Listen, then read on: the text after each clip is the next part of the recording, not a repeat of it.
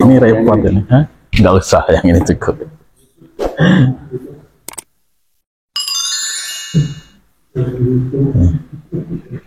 Assalamualaikum warahmatullahi wabarakatuh. Alhamdulillahilladzi arsala rasulahu bil huda wa dinil haqqi liyudhhirahu 'ala dini kullihi wa bi syahida asyhadu an la ilaha illallah wahdahu la syarika lahu wa asyhadu anna muhammadan 'abduhu wa rasuluhu ba'da. Allahumma shalli wa sallim nabiyina Muhammadin wa ala alihi wa sahbihi. Jemaah Masjid Al-Bayan Allah Subhanahu wa taala, pada kesempatan malam hari ini alhamdulillah kita masih diberikan nikmat yang luar biasa yang Allah berikan kepada kita semuanya, sehingga pada malam hari ini kita masih bisa bersama-sama di masjid ini untuk mengikuti pengajian malam Senin. Tak lupa salawat dan salam kita berikan buang kepada kita Muhammad Sallallahu Alaihi Wasallam sebagai suatu hasanah bagi kita semuanya. Jemaah ini Allah Subhanahu Wa Taala, Allah berfirman dalam Quran surah Al-Baqarah sebagai closing dari surat tersebut. A'udzubillahi minasyaitonir rajim. La yukallifullahu nafsan illa wus'aha ila akhirih. Ya. Berkaitan dengan ayat tersebut, sebenarnya kita melihat fenomena pada akhir-akhir ini yang memang cukup meresahkan. Nah, hal ini berkaitan dengan, kalau kita mengatakan mental health, ya, jadi kesehatan jiwa. Jadi banyak pada musim-musim sekarang ini, ya, apalagi kemarin pasca pemilu lah ya, pasca pemilu dan kita menjelang pilkada. Jadi banyak jiwa-jiwa itu yang terganggu. Artinya banyak orang-orang yang jiwanya terganggu tapi dia tidak sadar. Sehingga apakah dia tahu bahwa dia itu mentalnya sehat, mentalnya terganggu atau tidak? Nah, ini. Nah, sehingga dalam kaitannya dengan ayat tadi la yukallifullahu nafsan illa wus'aha, secara prinsip Allah itu tidak akan membebani seseorang itu melebihi dari batas kemampuannya. Itu menjadi dasar keyakinan, ya. Tapi bagi orang yang beriman, nah, bagi orang yang tidak beriman ini merepotkan sebenarnya. Ini berkaitan dengan mental health, jadi kesehatan mental lah ya. Nanti bagi teman-teman nakes, walaupun memang pada prinsipnya ini lebih pada arah psikiater, ya. Jadi jiwa yang sehat itu ada beberapa poin, ya. Jadi saya mengambil materi ini dari Dr. Fahrudin Faiz. Beliau memang lebih banyak menggali terkait dengan filsafat pada prinsipnya.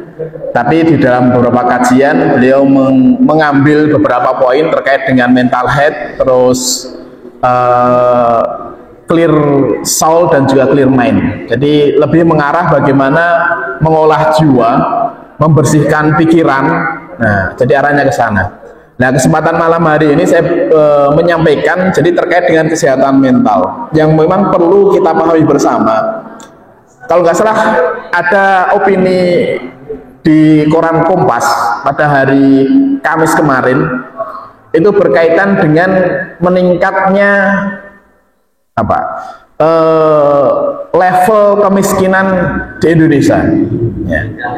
Ya, jadi bahasanya adalah kaum menengah yang dia lebih khawatir pada berkaitan dengan kondisi makan saat ini. Jadi yang paling tergerus itu saat ini adalah kaum manusia yang ekonominya menengah entah menengah ke bawah dikit atau menjelang menengah ke atas. Jadi kebanyakan sekarang itu tingkat kemiskinannya naik, ya. Yang kemarin orang-orang yang tingkat ekonominya menengah ke bawah, ya, menengah ke atas, ya. Jadi belum kaya, orang kaya di Indonesia kan sedikit. Yang belum kaya itu mereka mengalami degradasi turun kelas yang terjadi. Jadi kalau dulu orang miskin itu hanya 17%, sekarang naik menjadi 22% kurang lebih. Dan kelas menengah yang kemarin itu sekitar 47 itu turun menjadi sekitar 30-an. Ya, atau di dalam bahasanya adalah ANC begitu. Nah, ini menunjukkan bahwasanya ketika taraf ekonomi di Indonesia itu menurun, Ya. Nah, kesehatan mental masyarakatnya pun kemungkinan banyak yang terganggu dengan menurunnya ekonomi ini. Kalau kemarin orang yang ekonominya menengah ke atas sedikit, ya, itu mereka sudah mulai berpikir bagaimana mereka bisa hidup layak, ya.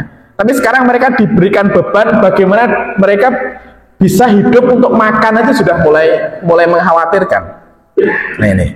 Nah, sehingga pada malam hari kita berusaha untuk, walaupun kondisi ekonomi kita saat ini itu sedang kondisinya ya kembang kempis ya, naiknya sedikit turunnya banyak, ya kayak kemarin muncul bahasa begini, kita itu ada inflasi 8%, ya, tapi kenaikan gajinya 5%, jadi masih minus 3%. Ini yang terjadi di kebanyakan kemarin melihat taraf UMR yang ada itu inflasinya 8%, tapi kenaikannya cuma 5%. Artinya dari taraf ekonomi yang didapatkan itu dia masih minus 3%. Sehingga kaum menengah ya, atau kaum mendang-mending ya, jadi kaum yang tanggung itu yang sangat dikhawatirkan. Mungkin kalau yang kaum menengah ke bawah sekalian itu mereka mendapat bantuan dari pemerintah, tapi kaum yang nanggung ini tidak, ya.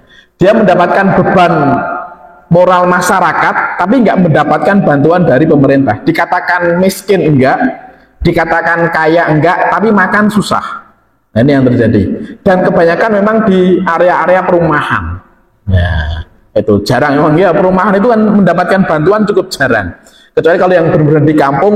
Nah, itu masih jelas bantuan, tapi yang di perumahan itu orang-orang kalangan menengah ke atas sedikit, agak ke bawah banyak begitu ya. Jadi ini yang terjadi.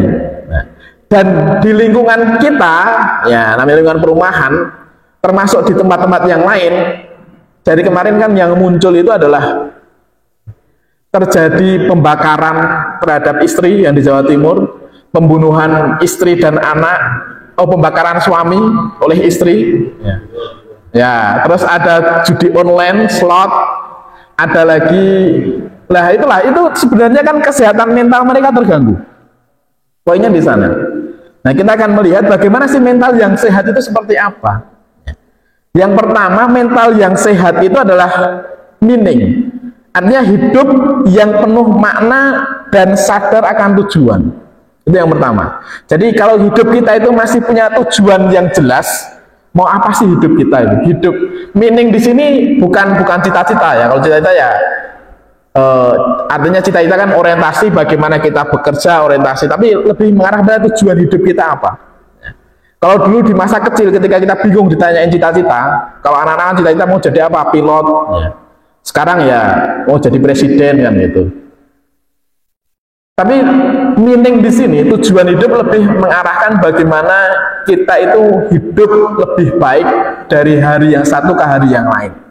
Atau kita memiliki proses masa depan untuk memiliki harapan hidup lebih baik. Itu kita memiliki meaning itu. Kalau kita nggak punya, nah artinya mental kita mungkin sudah mulai tergerogoti dengan kondisi hidup di lingkungan yang ada saat ini. Gitu. Artinya kita udah nggak punya harapan hidup ke depan, udah yang penting mengalir aja lah. Nah itu udah ya, artinya ada kurang sehat gitu mental. Lalu yang kedua ada values itu ada nilai ya. Hidup yang menghargai kepercayaan dan tatanan. Sekarang kan mulai banyak orang yang dia itu merasa ingin bebas dari aturan-aturan, itu banyak. Sebenarnya itu kesehatan mentalnya terganggu. Artinya kita tidak bisa sebagai manusia kita hidup tanpa ada aturan, itu nggak bisa. Walaupun kita mengagungkan apa ya, hak dan kewajibannya, yaitu hak saya dan sebagainya, tapi tidak mempedulikan haknya orang lain. Ya, kemarin yang ramai itu terkait dengan apa? Kalau yang di Semarang itu kan kue anak Esopo yang ramai itu. Jadi ada orang yang punya apa, berpapasan dengan mobil, dia ada orang dari Ormas X ya. Dia turun begitu dan melakukan intimidasi dan itu. Nah, itu kan mereka merusak tatanan. Artinya dia pengen hidup bebas tanpa ada aturan. Nah, sebenarnya kalau melihat di sini itu tidak ada values-nya, tidak ada nilai dalam hidupnya. Lalu yang ketiga adalah transcendence. Jadi dalam hidup itu hidup dengan menerima adanya dimensi tertinggi. Nah, kalau kita berarti dimensi tertinggi kita adalah dengan adanya Allah Subhanahu wa taala. Transendensi. Hubungan kita dengan Allah. Nah itu kita diuntungkan dengan itu. Sebagai orang yang beriman, sebagai orang yang bertakwa, kita masih diuntungkan bahwa dalam diri kita itu masih ada imannya. Jadi untuk mensehatkan jiwa kita, ya mental kita itu seminimal mungkin kita selalu ada keterhubungan dengan yang paling tinggi, itu Allah Subhanahu wa taala. Ya. Jadi kita kalau sestres apapun kita, selama kita masih punya Allah, kita masih ada hubungan transenden, ya kita tidak perlu untuk melakukan istilahnya bunuh diri, nggak perlu. Ya. Di Indonesia itu tingkat bunuh dirinya tidak setinggi dengan negara-negara yang lain. Nah, Indonesia lebih banyak mengenal dengan istilah slow living. Jadi hidup itu yang slow lah, yang santai begitu. Mungkin di sisi lain juga karena ada hubungan transenden yang minimal sehari 5 kali. Gitu. Artinya kita sholat itu kan kita membangun hubungan dengan Tuhan, membangun hubungan dengan Allah. Itu yang kita bangun. Itu hubungan transenden. Minimal itu untuk mensehatkan mental kita. Kita membangun hubungan itu. Kalau kita tidak membangun hubungan itu, ya pilihan hidup itu adalah bagaimana ketika menyelesaikan masalah kalau sudah mentok adalah mengakhiri hidup. Ya karena seakan-akan tidak ada jalan keluar. Tapi bagi orang yang beriman, jalan keluarnya adalah bagaimana kita masih memiliki khauf dan roja kepada Allah Subhanahu wa taala. Lalu selanjutnya mental yang sehat itu adalah connecting. Jadi hidup yang sehat itu adalah hidup dengan kesadaran keterhubungan dengan yang lain. Nah, ini membangun bagaimana supaya kita hidup berada di lingkungan itu, kita bisa menerima lingkungan kita dan kita bisa diterima di lingkungan. Ini keterhubungan. Dulu saya pernah menyampaikan terkait dengan FOMO, ya, fear of missing out. Jadi dunia saat ini, ya kan dunia saat ini kan dunia keterhubungan. Artinya semua manusia itu pada prinsipnya itu hidup tanpa ada sekat, seperti itu. Ya, jadi satu kejadian di mana pasti kita juga langsung bisa update kejadian itu. Nah, banyak sekarang termasuk, ya saya tidak mengkategorikan hanya sebatas Gen Z ya, generasi Z, termasuk kita yang generasi milenial lahiran tahun 80 ke atas atau baby boomer lahiran 60 ke atas, itu kita mengalami istilah FOMO tadi. Ya, jadi fear of missing out. Jadi ada rasa ketakutan dalam diri kita ketika kita tidak eksis.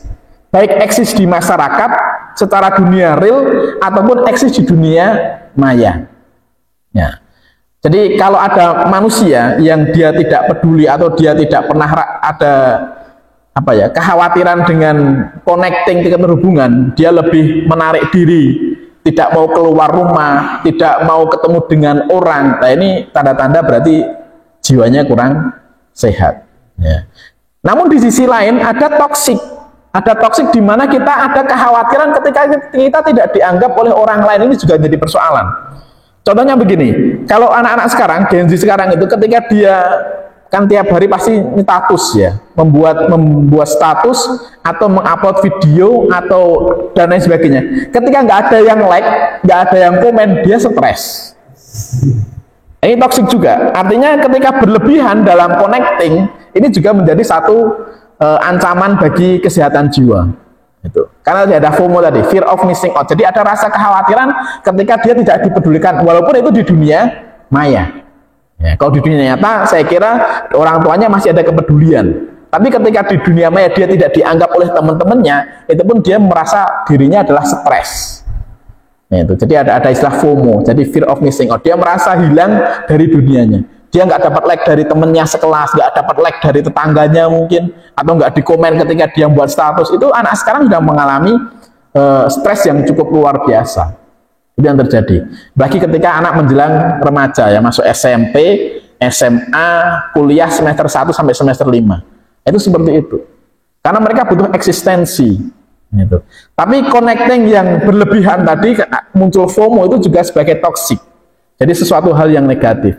Artinya connecting keterhubungan untuk menjaga kesehatan mental kita adalah bagaimana kita keterhubungan dengan orang lain satu dengan yang lainnya, keterhubungan yang hal-hal yang positif.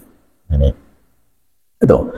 Lalu yang terakhir dalam mental health ini adalah becoming. Jadi hidup sambil melakukan refleksi, memahami diri, membuka untuk perubahan ke arah yang lebih baik.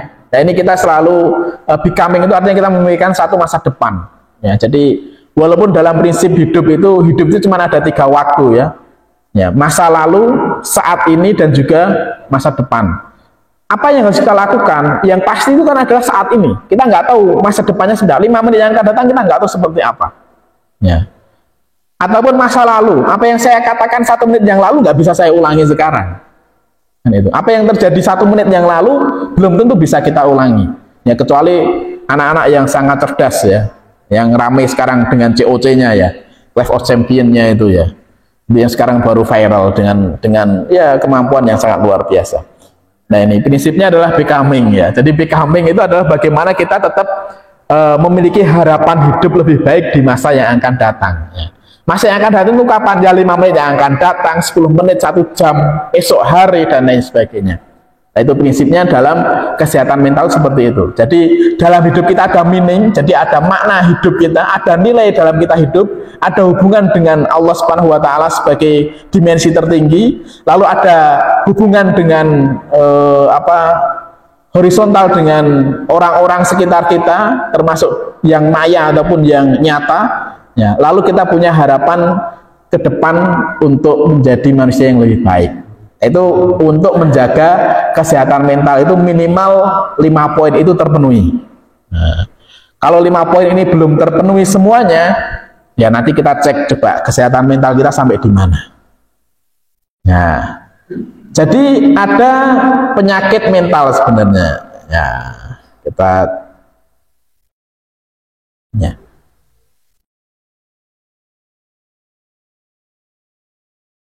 Oke. Ya, jadi kita mengecek kesehatan mental. Jadi mental itu kesehatannya dibagi menjadi 4 tingkatan.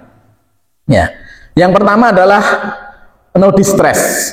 Artinya orang yang tidak punya stres. Ini saya kira nggak ada. Ya, artinya orang yang hidupnya nggak ada masalah, ini saya kira nggak ada.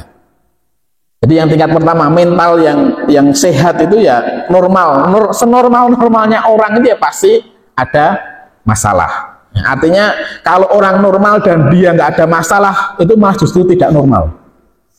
Nah, ya artinya ya dia tidak punya fungsi sebagai manusia, karena nggak punya akal, dia tidak berpikir, dia tidak, hidupnya itu tidak ada masalah, ya nggak mungkin kan gitu. Ya. Kenapa? Karena kita sebenarnya kan kita merasa gatal pun juga itu adalah masalah sebenarnya. Ya, kita haus pun juga itu sebenarnya masalah. Tapi kalau orang yang tidak pernah merasakan gatal, nggak merasakan haus, nggak merasakan panas, itu bukan orang berarti. Itu secara diri sendiri. Belum lagi ketika keterhubungan dengan orang lain. Ya, orang yang hidupnya tidak pernah ada masalah dengan tetangga, dengan teman, ya mungkin hidupnya nggak normal. Artinya hidup dengan masalah dengan tetangga, dengan orang sekitar, dengan teman kerja, artinya masalah itu entah positif atau negatif, ya sebenarnya itulah hidup. Ya. Jadi yang no distress, artinya orang yang tanpa ada stres sedikit pun sebenarnya malah dia mungkin tidak normal gitu. Nah, lalu kita di level mana? Ya minimal kita berada, biasanya orang di level 2, mental distress. Jadi stres dengan ringan. Artinya adalah stres yang memang kita masih mampu untuk menyelesaikan persoalan itu. Ya, itu mental distress. Jadi di level kedua, ini standar manusia. Ya. Jadi kita menghadapi kehidupan yang mana kita merasakan diri kita itu ada tekanan masalah, yang masalah itu masih bisa kita selesaikan. Itu rata-rata manusia di posisi itu. Ya. Kalau anak sekolah ya berarti mungkin dia tekanan stresnya adalah tugas-tugas sekolah. Nah, kalau orang tua ya tekanan stresnya adalah di kerjaan. Ya. Kalau yang sudah pensiun, ya mungkin dia tantangan stresnya mungkin memikirkan anaknya yang sudah selesai, ya, atau yang sedang bekerja, atau memikirkan cucunya. Gitu. Pasti ada tantangan stres yang bisa diselesaikan. Itu mental level yang kedua. Jadi stres level kedua itu level ringan di mana kita masih bisa menyelesaikan. Yang ketiga adalah mental health problem. Itu sudah masuk ke ranah di mana dia stres dan dia sebenarnya masih bisa menyelesaikan tapi berat. Ya. Artinya ada persoalan yang cukup pelik yang dia membutuhkan orang lain untuk menyelesaikan persoalan itu. Nah, itu dia posisinya di level yang ketiga, mental health problem. Dia memiliki gangguan stres, ya, dan dia membutuhkan orang lain untuk bisa membantu menyelesaikan masalah itu di level 3. Nah, di level 3 ini, jika dia tidak memiliki connecting, keterhubungan dengan orang lain, lalu dipendam sendiri, nah ini munculnya nanti jatuhnya kepada mental illness. Jadi dia jatuhnya kepada sakit jiwa. Nah, kalau sakit jiwa ini yang memang bisa mendiagnosa atau bisa menetapkan itu ya psikiater atau tenaga kesehatan, dokter dan lain sebagainya. Nah, jadi levelnya seperti itu. Levelnya adalah distress, jadi memang tidak ada stres. Lalu level kedua adalah mental distress, artinya stres ringan, itu standarnya manusia. Level yang ketiga adalah mental health problem, jadi dia punya persoalan yang dia butuh orang lain untuk menyelesaikan. Ya. Makanya dalam kesehatan mental tadi dibutuhkan antara connecting, kebutuhan bagaimana dia keterhubungan dengan orang lain. Ini. Kalau nggak ada keterhubungan dengan orang lain, stresnya dipendam sendiri, yang muncul adalah sakit. Entah sakitnya itu secara psikis, biasanya diawali sakit psikis dulu, lalu dia tidak mau makan, tidak mau berkoneksi dengan orang lain, akhirnya sakitnya ke fisik. Ya. Sehingga perlu juga kita cek, kesakitan fisik kita itu biasanya diawali dengan sakit psikis kita. Biasanya jiwa kita dulu yang sakit, baru nanti akan masuk kepada sakitnya yang memang bisa dikatakan oleh dokter, oh ini sakit A, sakit B, sakit C. Gitu. Karena memang jiwa kita itu sangat besar mempengaruhi pikiran kita dan sangat besar mempengaruhi fisik kita. Ini yang perlu diingat. Ya. Termasuk ada sakit-sakit yang kalau kemarin saya bertemu dengan orang yang sakit kanker payudara, ya, perempuan begitu. Dia sakit itu poinnya karena dia punya tekanan yang luar biasa di dalam keluarganya dan dia tidak ada tempat untuk buang sampah, bahasanya seperti itu. Sehingga membutuhkan psikiater, membutuhkan psikolog. Ya, jadi fungsi psikolog itu adalah tempat untuk buang sampah. Ya, jadi dia cuma butuh cerita sebenarnya. Dengan cerita itu jiwa dia mulai sehat. Ya, termasuk penyakit-penyakit dia juga mulai sehat. Cuman kadang kan orang tidak sepeduli itu. Kadang orang berpikir ketika orang yang sakit jiwa itu, wah ini sakit jiwa, dia gila, ya kan? Lalu dikatakan, wah dia perlu dibawa ke rumah sakit jiwa. Padahal yang dibutuhkan dalam hidupnya itu tidak serta-merta dia sakit jiwa lalu dimasukkan ke rumah sakit jiwa, enggak.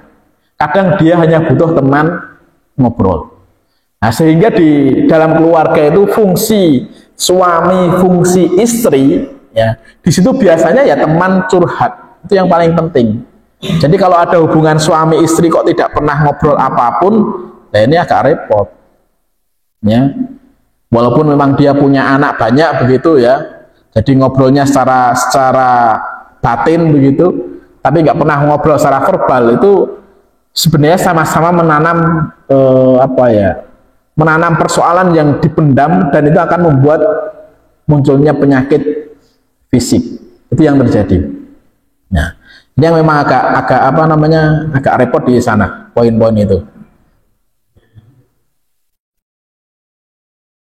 Nah, selanjutnya ketika kita melihat ada hal tadi, jadi ada poin di mana kita itu sudah mengetahui positioning, artinya mengetahui kondisi jiwa kita. Nah, saat ini posisi jiwa kita itu sedang posisi di mana? Apakah di level 2 ya, atau di level 3, atau memang sudah masuk di level 4? Gitu. Dengan melihat kondisi saat ini, kita dihadapkan dengan kondisi ekonomi yang tadi seperti ya cukup mengkhawatirkan. Apakah kondisi jiwa kita masih sehat atau ada persoalan yang cukup pelik, yang mengkhawatirkan? Lalu ada ciri-ciri yang lain dalam kalau tadi kan jiwa yang sehat, kita melihat sudah kondisi kita di mana, ya semoga tetap posisi di level 2, cukuplah di level 2. Ya, artinya kita ada masalah dan kita bisa menyelesaikan. Ini persoalan yang standar. Ya. Jangan sampai kita masuk kepada level 3. Kalaupun masuk level 3, maka kita perlu cari teman. Ya, cari teman untuk ngobrol, ya, butuh teman ngopi, kan gitu. Ya, kalau yang suka ngerokok tapi saya nggak merekomendasikan ya. Ya, teman ngerokok, ngopi dan sebagainya, lah itu perlu dan itu butuh. Ya, jadi kita juga perlu ya ada connecting dengan tetangga kanan kiri, ngobrol dan sebagainya. Walaupun mungkin kadang hal-hal yang diobrolkan nggak penting-penting banget, tapi itu perlu. Ya, untuk membuang apa yang dipendam oleh kita. Nah, lalu kita masuk kepada ciri-ciri jiwa yang sakit. Yang pertama adalah kondisi emosi yang fluktuatif. Jadi moodnya cepat berubah. Tiba-tiba dia ketawa, ngobrol ketawa, tiba-tiba langsung dia menangis. Nah, ini jiwanya sakit. Jadi kalau kita bertemu dengan orang yang dengan mudah dia cepat sekali dia merubah moodnya, jadi mood dari mood bahagia masuk ke mood sedih sampai ke mood nangis, ini dia jiwanya sakit. Artinya mentalnya dia kena. Nah, ini perlu ditemani orang-orang seperti itu. Ya. Lalu orang yang tidurnya susah atau waktu fluktuasi tidurnya, jadi tidur malamnya itu terganggu. Ini jiwanya ya mentalnya juga biasanya terkena. Ya, termasuk dalam bahasa kita insomnia. Ya. Orang yang insomnia itu jiwanya sebenarnya yang kena. Jadi artinya mentalnya dia kena. Dia sakit mental. Ya, jadi kalau dari bapak-bapak ini yang tidurnya susah, nah ini bisalah ke psikiater lah ya. Ya. Memang perlu diungkapkan. Artinya kita susah tidur itu ya berarti dari jiwa kita yang memang ya kesehatan mental kita terganggu. Standarnya kalau yang sesuai dengan apa namanya yang diajarkan Rasulullah ya, setelah sholat isya itu kalau memang tidak perlu banget ya tidur, ya bangun jam 2. Tapi kalau orang yang tidak bisa tidur jam segitu, artinya dia harus tidur, saya baru bisa tidur sekitar jam 12 malam, setiap harinya seperti itu. Sebenarnya mentalnya yang kena. Itu. Dengan bahasa insomnia. Insomnia itu kan dikasih obat apa? Obat penenang. Kan lebih arahnya ke sana. Ya, obat tidur. Ya, artinya berarti ya perlu kesehatan atau perlu cari teman lah. Ya sebenarnya fungsi ada istri ya di situ sebenarnya di sisi lain. Jadi ada istri ya fungsinya adalah untuk mengungkapkan itu. Kalau nggak ada istri ya berarti ke teman, ya teman dekat yang bisa diajak ngobrol begitu. Jadi orang yang susah tidur itu mental jiwanya ya itu sakit ya. Jadi ya perlu ke psikiater lah ya, ke psikolog. Gitu. Itu beda persoalan ya. Tapi kebanyakan psikolog ya begitu ya. Ya. Kalau mudah tidur berarti sehat jiwanya itu. Nah itu X. Nah itu. Jadi ciri-ciri yang kedua itu. Ciri-ciri yang kedua adalah susah tidur. Artinya kita bisa mengoreksi diri kita. Kita tidur jam berapa, bangun jam berapa. Ya. Jadi kalau istilah insomnia itu sebenarnya adalah jiwanya memang itu dia jiwanya kena. Artinya jiwanya terganggu. Nah, itu. Nah, jiwanya terganggu, jiwanya kena. Artinya sudah memang dia menjadi manusia yang dalam dirinya ada minimal kan biasanya gini, kita kalau ada masalah yang cukup berat ya, ada persoalan cukup berat itu biasanya kita cuman ya kedap-kedip aja, nggak tidur-tidur. Itu sesegera mungkin mencari orang yang bisa diajak ngobrol. Ya, jangan sampai kebablasan ya. Kalau udah dalam kondisi itu. Yang biasanya kita mungkin jam 9 tidur, jam 8 tidur, ini sudah sampai jam 11 kok nggak bisa tidur. Ya, solusinya ya cari besoknya, ya cari orang yang bisa diajak kita ngobrol.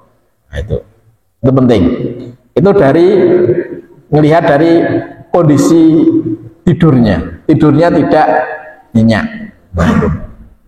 Lalu selanjutnya adalah dari aspek konsumsi. Ya. Orang yang makannya tidak nikmat, ya ini juga bisa karena aspek kesehatan jiwanya. Ya, itu. Jadi tidur tidak enak, lalu yang udah makan, aspek makan, ya makannya tidak enak. Nah, itu.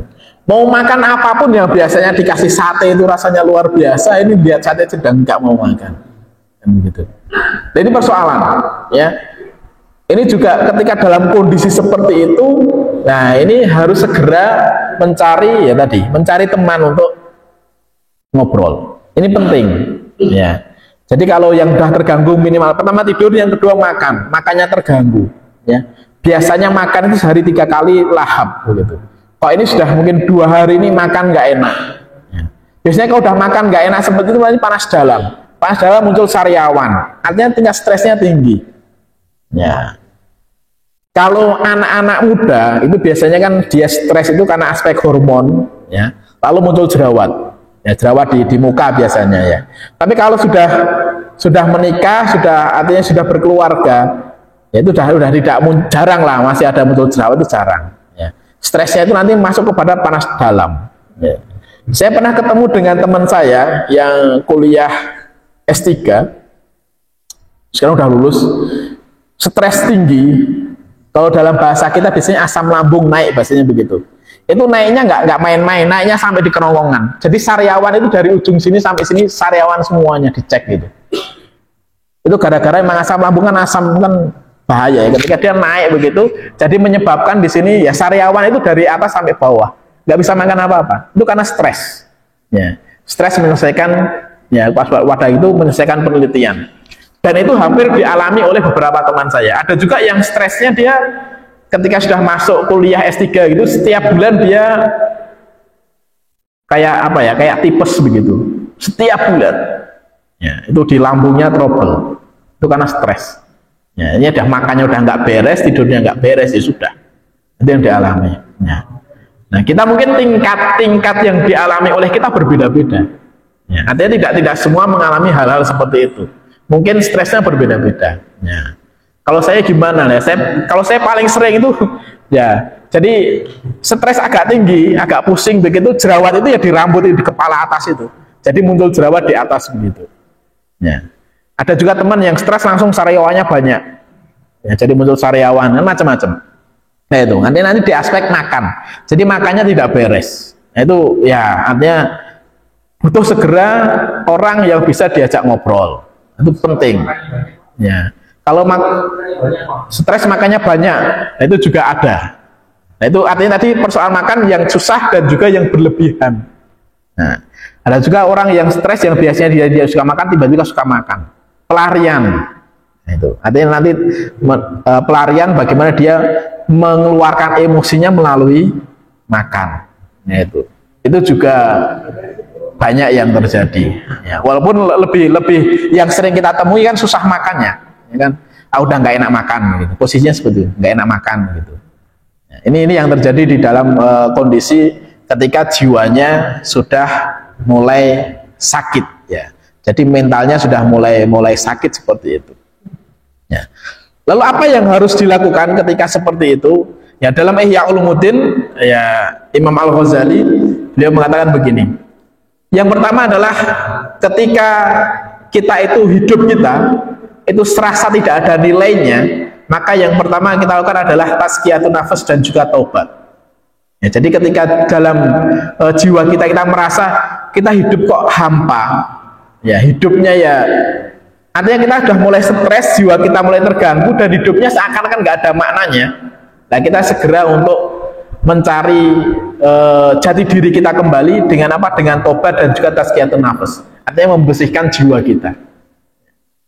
Lalu selanjutnya, ketika kondisi jiwa, ya, artinya kita pertama hidupnya sudah nggak ada nilainya. Yang kedua kita mengalami tingkat emosi yang luar biasa. Nah, maka Imam Al-Ghazali mengatakan di sana adalah kita harus bersabar. Ya, kita harus bersabar dalam kondisi itu. Sabar itu ada yang sabar pasif dan juga ada sabar aktif. Ya, sabar yang pasif artinya dia menerima kondisi itu dengan sebaik-baiknya. Ya. Sabar yang aktif berarti dia dengan istiqomah untuk melakukan ibadah. Nah itu yang dilakukan. Ya. Lalu dalam bahasa Ali bin Abi Thalib dia mengatakan begini. Ini terkait dengan kondisi kejiwaan. Ya. Karena solusi yang diberikan oleh Imam Al-Ghazali adalah qanaah dan juga zuhud. Ya. Maka Ali bin Abi Thalib mengatakan, ya dunya khurri ghairi, ya, tolak tukas salasan. Ya, dia mengatakan, hei dunia, ya, sudahlah kamu nggak perlu menggodaku. Aku sudah menalakmu 3 kali. Artinya kalau talak 3 kali itu nggak akan pernah akan rujuk. Itu adalah kondisi di mana manusia itu sudah pada taraf zuhud, di mana dia tidak tergoda dengan duniawi. Dengan dunia bagaimana dia masih menggunakan, iya, tapi sudah tidak tergoda dengan godaan-godaan untuk apa ya, melebihkan apa yang dia butuhkan seperti itu. Jadi zuhud itu bukan meninggalkan dunia secara keseluruhan, tidak, tapi dia sudah tidak tergoda dengan godaan-godaan duniawi yang berlebihan. Karena dia di sisi lain dengan zuhud itu maka dia juga punya qanaah. Qanaah itu adalah menerima segala sesuatu yang telah diberikan Allah Subhanahu wa taala dengan bersyukur. Itu qanaah. Ya. Itu mungkin dari beberapa hal yang bisa kita refleksikan pada malam hari ini yang terkait dengan mental kita. Ya, semoga kita ya tadi masih di level 2 lah. Artinya tidak perlu sampai level 3 atau bagi sampai level 4. Kita tidak perlu sampai ke psikiater. Tapi kalau kita sudah mulai tidur tidak nyaman, makan tidak enak, nah solusinya ya segera cari teman ngopi. Ya, itu yang penting lah ya. Kita perbanyak ngopi kita, ya. Dan semoga kita semuanya dalam kondisi yang sehat walafiat. Mungkin itu pada kesempatan malam hari ini. Astaghfiru minkum, kita akhiri dengan doa qabul subhanaka Allahumma rabbana wa bihamdika asyhadu an la ilaha illa anta astaghfiruka wa atubu ilaik. Billahi fi sabaqatil khairat. Assalamualaikum warahmatullahi wabarakatuh.